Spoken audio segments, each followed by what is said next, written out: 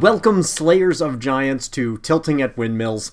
I thought I'd do something different this week, and as I say those words, I realize I keep saying that almost every week. The show keeps changing. That's okay. I hope that's a good thing for you as well.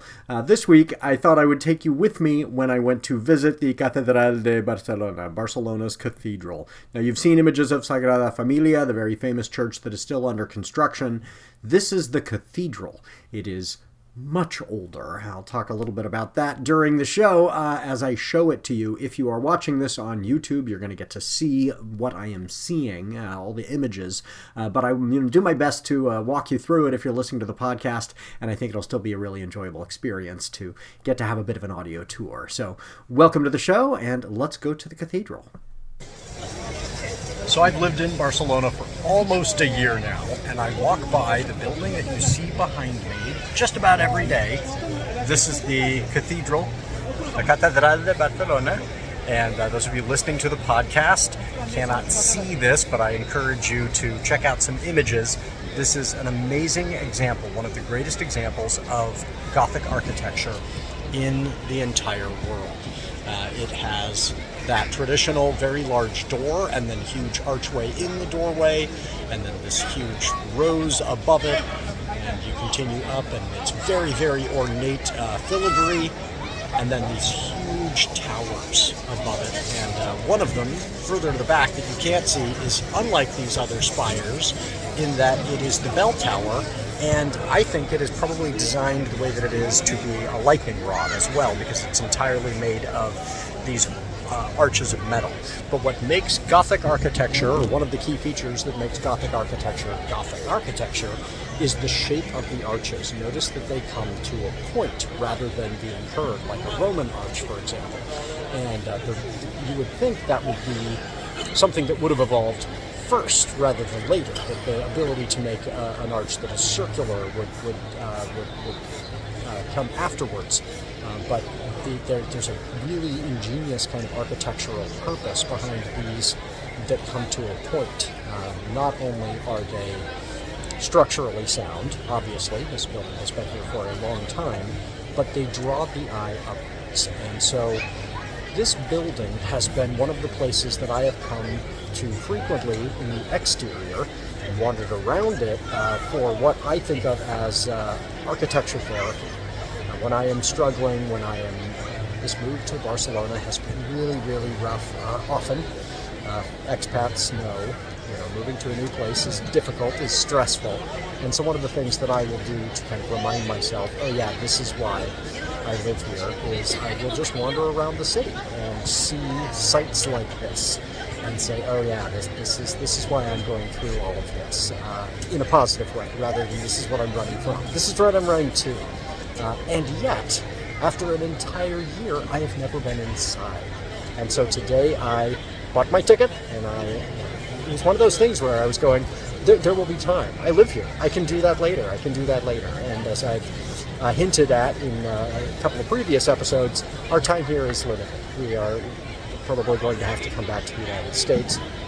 Long story, I'll get to that later, but as a consequence, the time to see these things is now. The time has come nigh. So I really am excited to get into this beautiful building, and I thought I'd bring you with me.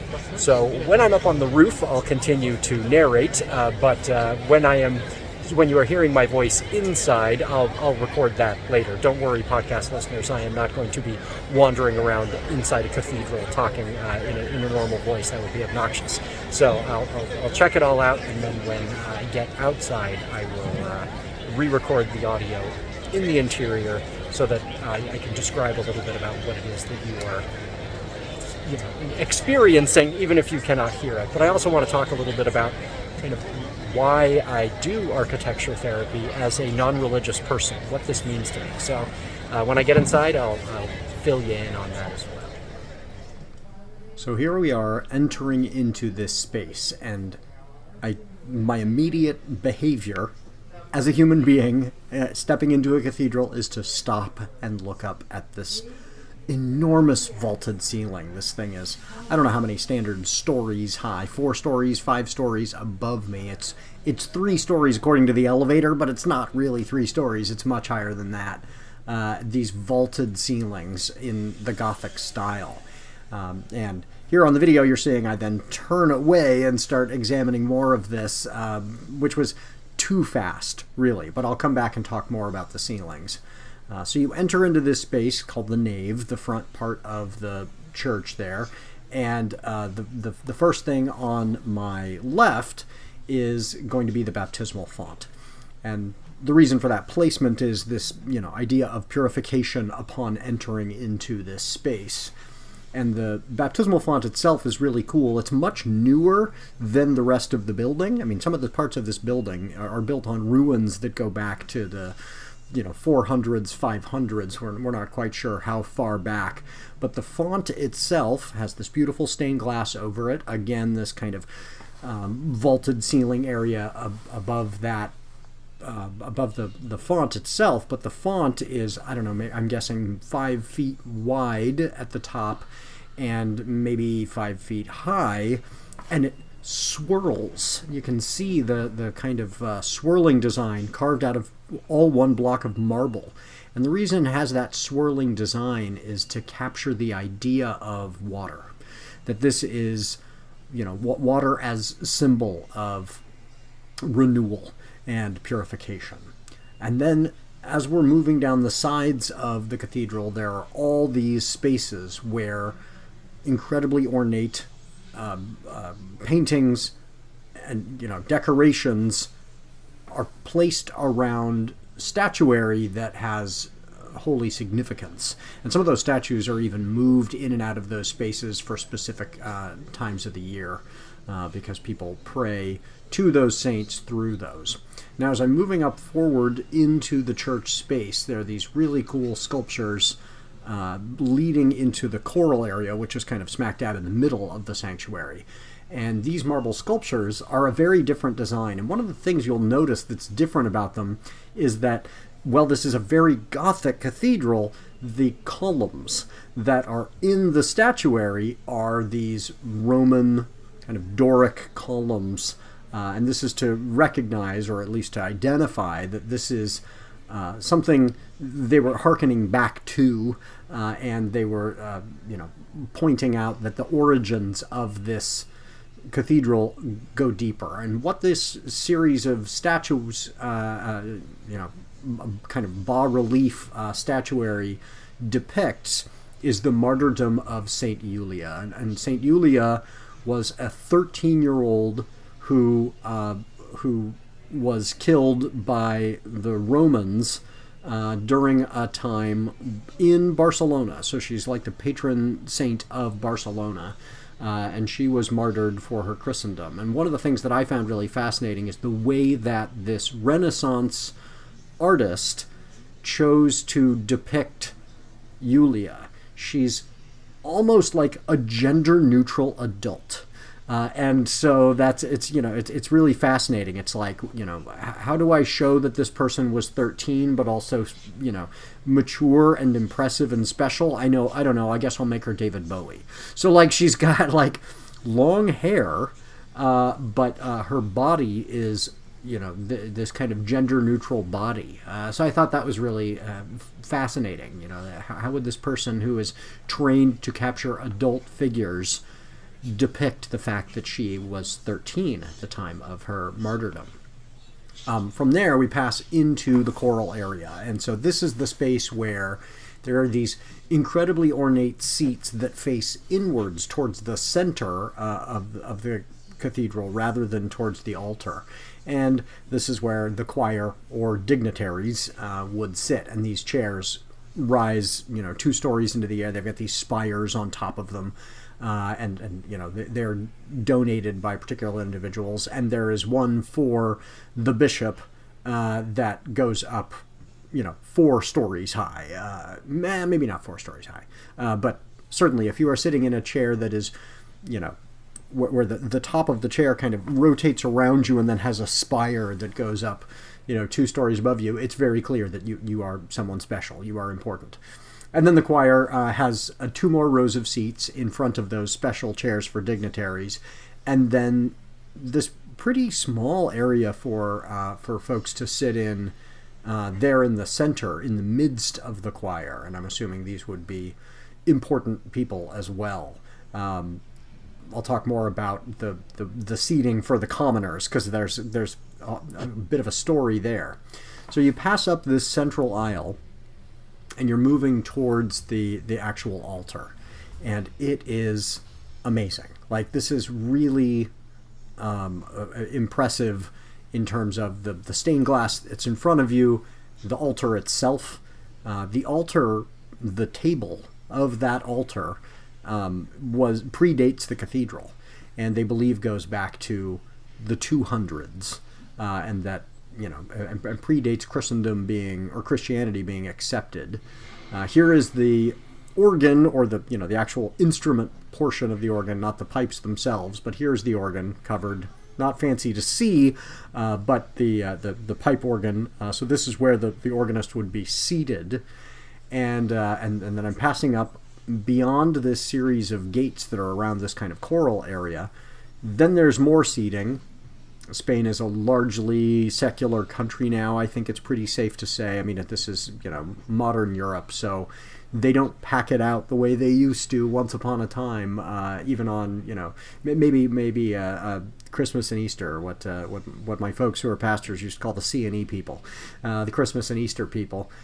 Here again is this giant chair that extends up towards the ceiling for the highest ranked official. If the Pope came to visit, right? This is where somebody would be seated. Although I'm sure the Pope would be at the front delivering the Mass.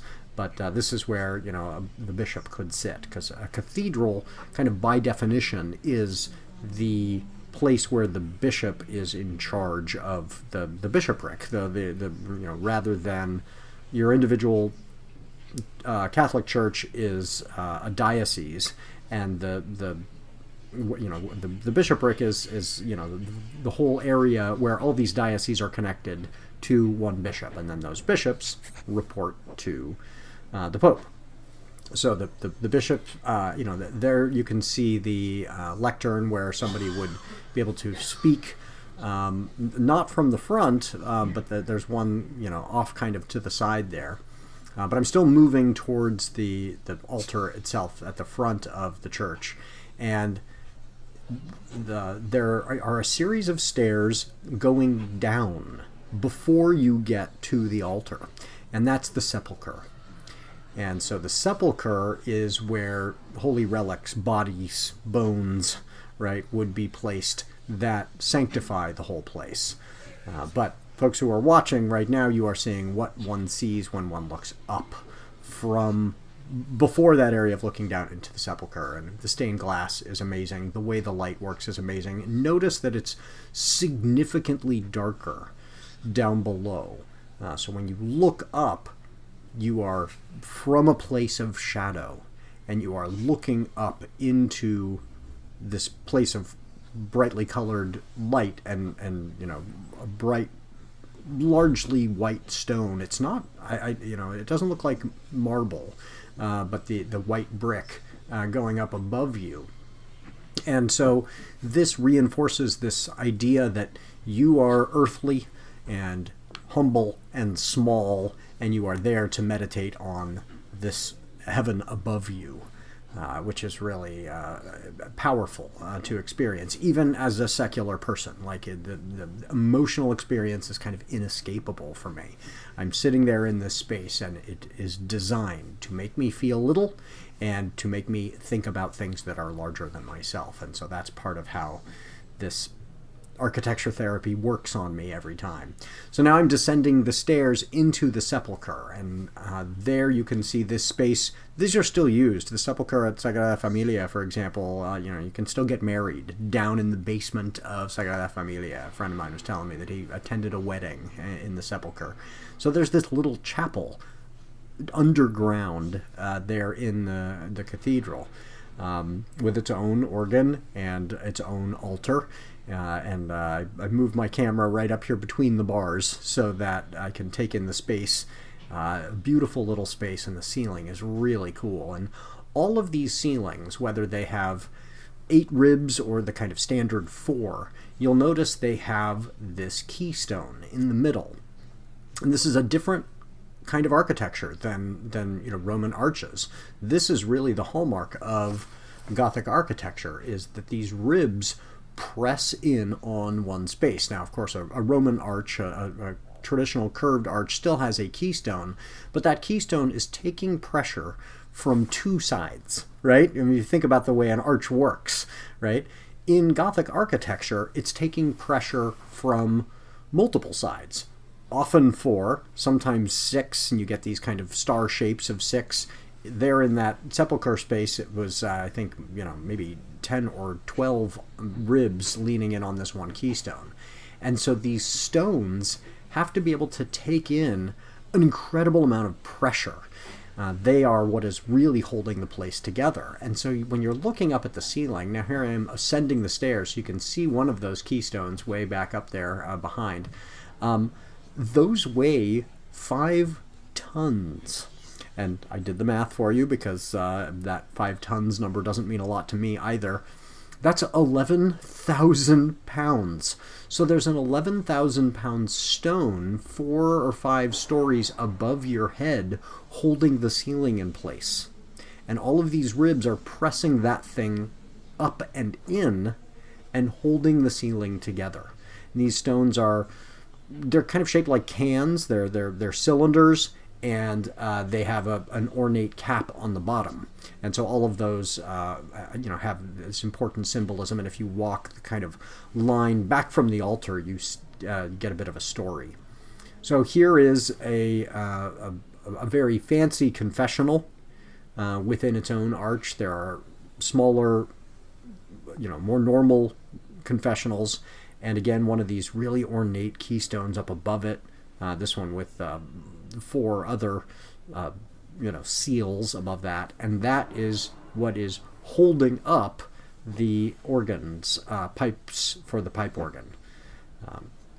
Really amazing the way this is all constructed, and to think, they lifted up an 11,000 pound stone and placed it above this building, and then fit it into place amongst these ribs, and then added the brick in between those ribs, because then the brick can be wedged in such a way that the weight of the bricks creates strength rather than weakness, right? It's actually holding the ribs apart, and the ribs are pushing in on this stone that is the keystone, and they're keeping the keystone, the 11,000 pound stone, up above you. It's really amazing.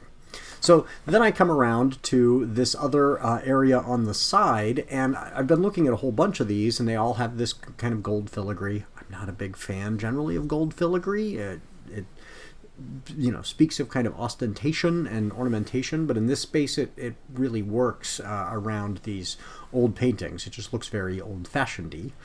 And as I come around here, I realize, oh, there's a little turnstile. Why is there a turnstile in this space? Oh, because this is the way to the roof. So I didn't realize that immediately. I stepped up the stairs, and there's a woman working as a security guard there who and kind of information, and I said, I see. Is this the way up? So we had a little conversation. She directed me to the elevator, and it's interesting to see the elevator in that space, and I'll show a shot of that from above as well, because you're in this building with, everything is made of stone, everything is hundreds of years old, and then you turn a corner, and suddenly there's a very modern silver, a chrome metal elevator. Which feels very out of place. What they've done on the outside is put it in kind of a copper, so that would that be copper? So that it turns green, the metal around it, so that it doesn't stand out quite so much. But here I am zooming in on this description of this painting itself. and I just missed it. So those of you watching will see the title, and I just missed that because I was gabbing. But you can see this fantastic painting that is huge and really beautiful. Looks like it's probably Renaissance era. Maybe a little earlier than the Renaissance. No, that could be Renaissance era, or at least that style. And you've got that sense of depth and perspective. And this is one of the Ascension of Mary, which I believe is what it's called. And it shows a couple of men, probably apostles, looking up at her as she floats up to heaven, where you've got an old man, God, a young man, Jesus with a cross. He's dressed in all red, which is an interesting choice. And she is, the intermediary. And again, this is that kind of cult of Mary thing. Protestants like me find this very foreign. It's not textual, but it's really important in Catholicism. And Mary is an incredibly important character in much of the Christian world, despite the fact that she's not nearly that significant in the text itself. So this is where I realized, oh wait, there's a weird door off here to the side, and that's where people are, oh, that's the way up to the roof. So next I'll show you the view from up there, because, it's just amazing. So again, just for juxtaposition's sake, here's the interior of the elevator, very modern elevator, but it's interesting that it has 2 floors, 0 and what they call 3. Now, I think that's probably that kind of math that you find a lot here in Europe, the more conventional, which is 0 is ground, then you have principal, then you have 1, 2, 3, right? So really, this is what we would call the 5th floor. And so you step up here, I'm onto this space, and you'll notice I stay, especially initially, pretty far away from the edge. I'm afraid of heights, so those of you who are watching this, if you are afraid of heights, don't worry, I'm not going to shock you. I don't go, sticking the camera over the edge at all, because that would absolutely freak me out. I would feel this zing up my back that I sometimes even feel like when I'm playing video games and my character comes too close to a cliff's edge. I do not like being too high up, but at this point, I'm standing on this kind of wide area, so I'm not taking in the full view of the skyline yet, but you can start to see just how much of the city I will be able to see once I get up to the peak of the roof. And then there are these stairs, so here I kind of pan over and start to take in the city, but this is just the apartments around there, these large buildings there. And then there are these stairs that I'm ascending here to a part of the roof that you will see was never intended for people to walk on it. So they built this metal kind of catwalk of stairs on top of the tiles of the roof, above the tiles of the roof, to preserve the tiles so that tourists like me can go up there. And there's the bell tower, and I'll get a better view of that momentarily and talk a little bit about that because it looks really wild. But there's this catwalk that you can ascend, and then you can just take in the marvel that is the city of Barcelona. But this bell tower I find really fascinating. So all the other towers have these really pointy spires on the top, or they're flat-roofed. But this one is neither of those things. When you look up at it, and I think the video will capture this, instead it has this series of wrought iron arches and a bell in the middle. And my guess, and I could be wrong about this, my guess is that it was designed to catch lightning. I don't know about that. I could be completely wrong. But I think I can see how that would make sense. So then I continue to look around here on the roof, examining through this catwalk, and as I move down, more and more of the city becomes really clearly visible. And the views are breathtaking. Just stunning views of the city. Oh, there's some, just as I'm saying stunning views, there's some other tourists. Yeah, we've got other folks here. And I did stop to take some pictures, and, some of those are, I'll add those for folks who are watching this on YouTube because they really, I think some of those came out really well. But from up here, I could see so much of the city, and it was an emotional experience, more so even than being within the cathedral space, I think, because I know I'm going to be leaving the city, and I have come to love it so much. I longed to live in this city, and now I've had the opportunity, and to be, I don't want to say forced, but very reluctantly leaving is heartbreaking, and I hope to be able to return at some point. So here I am getting some shots of these spires outside, and these are, each one contains its own stained glass, which would allow some colored light to enter in from below. The main area there off to my left would have the dome, and I'll show some shots of the dome from below later. It's amazing when I go back inside.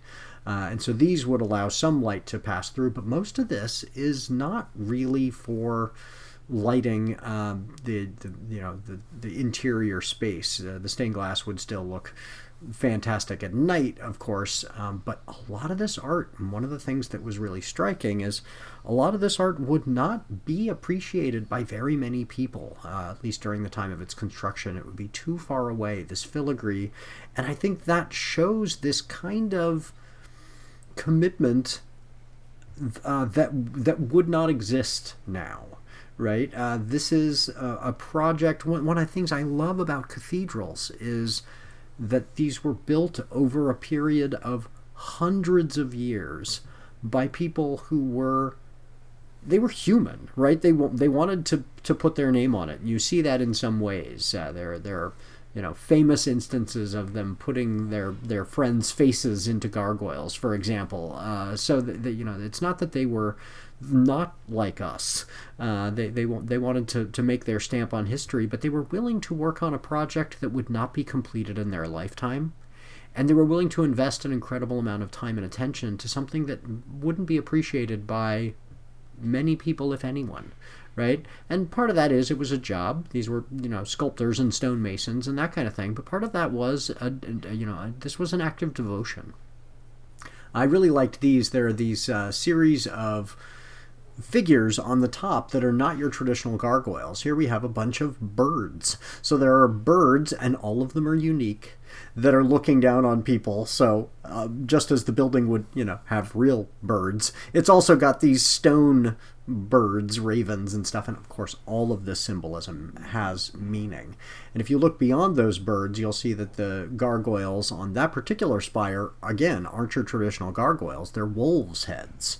I'm sure that had some significance, but this is not because you don't find the traditional gargoyles. If you continue on here, there's another beautiful depiction of an angel, which again would have been so far away from a person down on the street that it would be very hard to see, but because it's about a human's height, and so that would have been a speck, 5 stories above, but it's just a marvelous piece in and of itself. And just the craft here that you can see, here's one of the more traditional gargoyle heads, but the craft of all of this stonework is just incredible. And there's a bit of skyline behind. The view from up there is breathtaking. So I continue around on my path here, and so now I've come back around to the same side as the elevator, and here are some statuary that is used to kind of, these are buttresses, right, to hold up those ribs of the towers with these incredibly heavy weighted pieces. It looks like a father-son duo there taking a picture together, and that's always nice.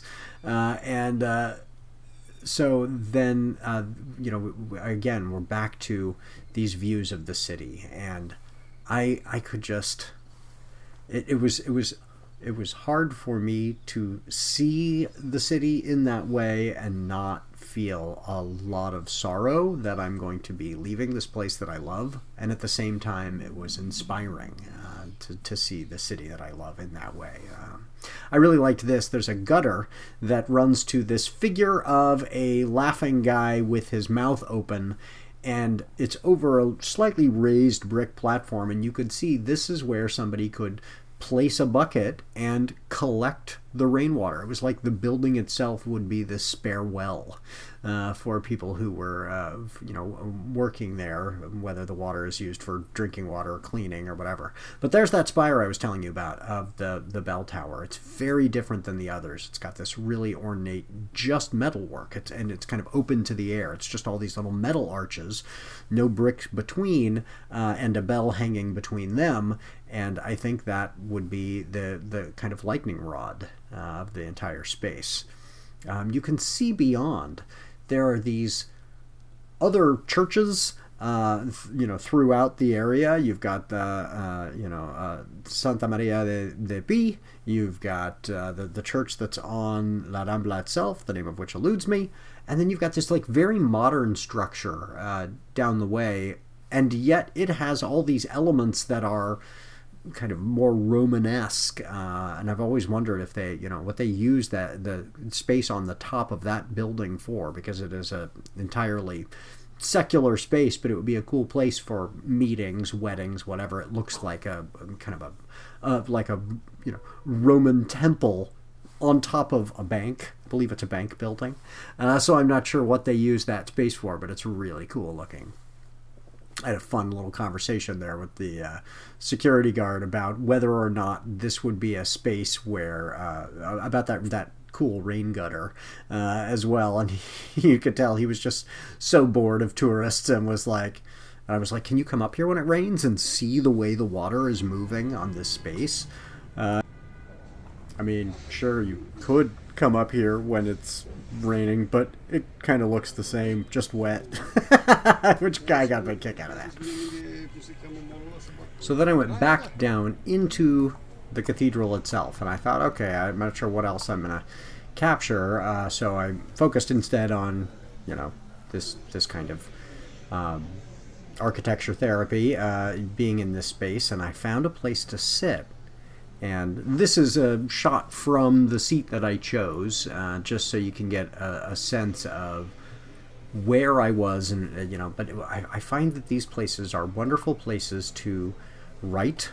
I sat there and wrote a poem and took some notes for the next novel that I'm going to be writing. And it was, a serene space. It is a humbling space. It's a very calm place, and it's a great place to acquire some focus, and so I encourage writers out there. Cathedrals, they're good places to write. I'm reminded when I was young man, I suppose, looking back, it must have been in my 20s. I was at a writer's retreat that was put on by the church I was attending back when I was Christian and participating in kind of church life. And I was saying to a friend who's a poet, Bethany Lee, an incredible poet, and just written some of my favorite poems in the world. I was telling her that I had an idea during a worship service and I didn't write it down. And she said, "You are a writer. You get to write whenever you need to." And that was really good for me and really kind of freeing to be given that permission to, when I find myself in a situation where I am, in a meeting, whatever, you can always kind of take notes and nobody stops you. Nobody goes, "Oh, wait, you got out a notebook and you're right. Maybe you're taking notes on this." They don't know. So writers out there, I want to share Bethany Lee's permission with you. You are a writer. You get to write wherever you want. And that has been very helpful advice to me. So after doing that writing for a bit, I did get up and move around a little bit, and I got to see this area called the Tribunal. I don't know what the tribunal, I'm not sure if that's the word that would be used in English, but the Tribunal that goes around the sides up above on that third story up there, that's where the commoners would sit. But I'm going to move forward here a little bit, and you will see the King's Box. And I think this is funny because this space is put in for the king or for, any other particularly important dignitary to have their own separate space during worship so that they wouldn't have to meet with the commoners. And it is connected to the exterior through a bridge so that the king would not have to, rub elbows with the hoi polloi. And the funny thing about that, I think, is that the king was named Martin the Humane. Martin the Humane. So, he's this great humanist king, right? Yeah, because he made a box for other kings and kept them all away from the peasants. That was the humanism of the day. But yeah, there you're seeing there's a wall that is separating that king's box from the tribunal that encircles the whole rest of the sanctuary, so that when there were, masses of congregants, pilgrims that would fill this space, there were places for them to sit up above. I thought that was pretty cool. Now, I didn't get any good video of this because I was really focused on trying to get a good photograph, so you can see this picture that I took, but this is the dome. And luckily, I decided, they offer this free audio tour. I should use that and learn a few things that I can share, and went back to the nave. And when I'd first walked into the building, I'd been directly beneath this dome, and I hadn't looked up far enough.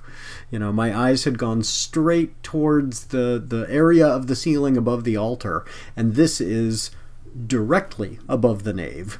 And it was built later. And so you can see, even the stone that it is built out of is a different kind of stone, a whiter stone, and it hasn't had all the smoke damage and that kind of thing that has gone on since. So it's this incredible, beautiful dome that's right above your head when you walk in, complete with that capstone there in the middle.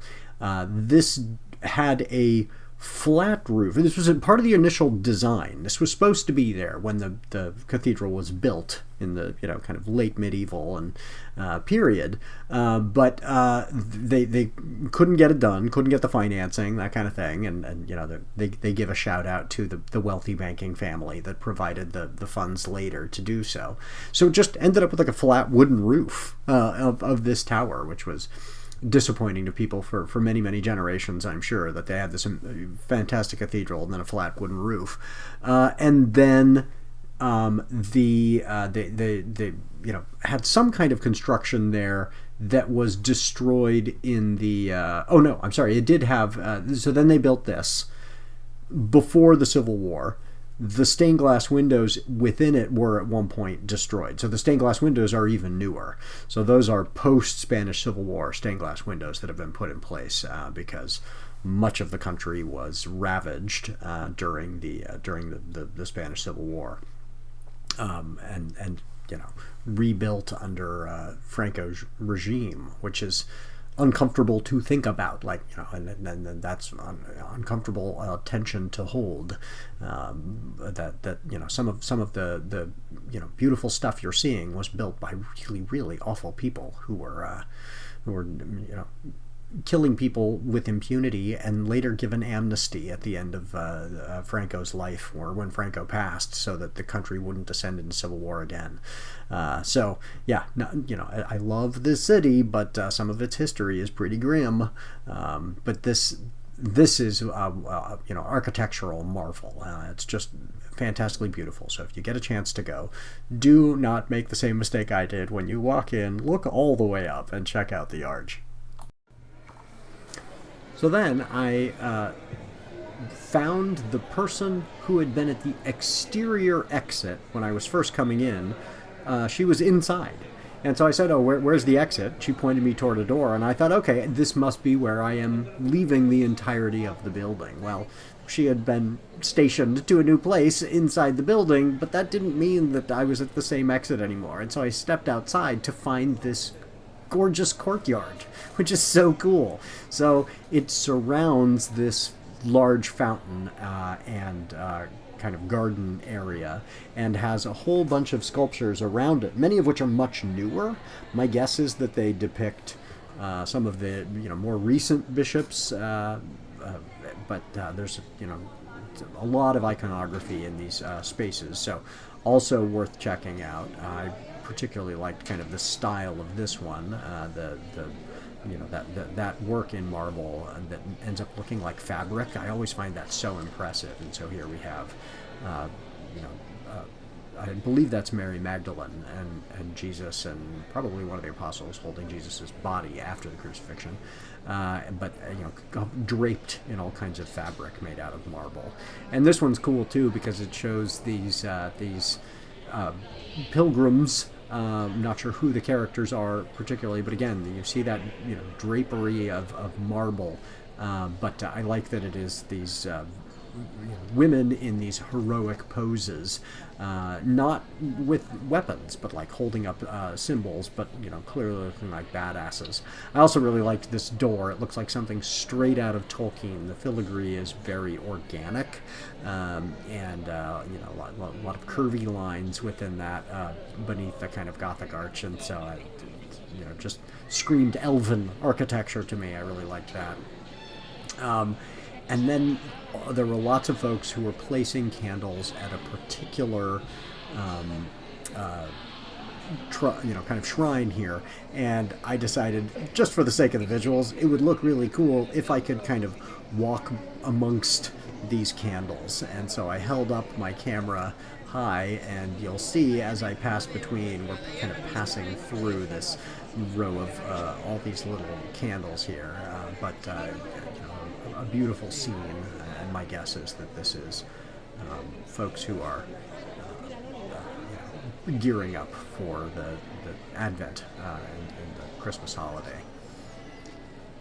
And again, we get some more of the gold filigree. Not my favorite, little gauche, but the paintings within it are really, really cool. And so I recognize that impulse to say, this painting is cool, we'll put it in a gold gilt frame. I'm just not a fan of gilt. And then I overheard a bunch of folks making noise about something and didn't quite know what it was, and found the gift store and felt obligated. I paid my admittance fee. I paid for the chance to have this tour, but I always feel like, okay, I should support this space. So I went in to look and see if there was something that I could buy at the gift store, and found some little tchotchkes that are, most of the stuff was not something that, I would have any interest in. I was hoping for, I don't know what I thought I would find inside posters or books of history or something like that. No such luck.